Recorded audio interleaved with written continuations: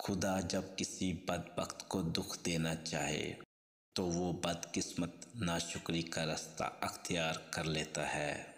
جب اللہ تعالیٰ کسی کی رسوائی چاہتا ہے تو اس کو نیک لوگوں پر لعن طعن کرنے کی طرف مائل کر دیتا ہے۔ تمہاری اصل ہستی تمہاری سوچ ہے، باقی تو صرف ہڈیاں اور خالی گوشت ہے۔ زندگی میں آگے بڑھنا ہے تو بہرے ہو جاؤ، کیوں نہ کہ بعض لوگوں کی باتیں مایوسی میں اضافہ کرتی ہیں۔ 4 چیزیں اللہ کو نہایت پسند ہیں۔ نمبر 1، غریب کی سخاوت۔ نمبر 2، جوانی کی عبادت۔ نمبر 3، گناہگار انسان کی توبہ۔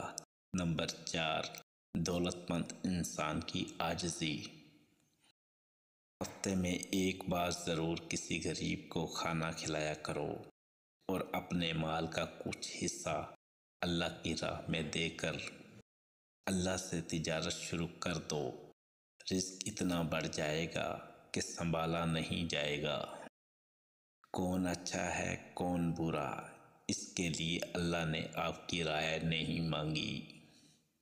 نرم دل لوگ ہمیشہ دھوکہ کھاتے ہیں، کیوں نہ کہ وہ غلط لوگوں پر بھروسہ کرتے ہیں۔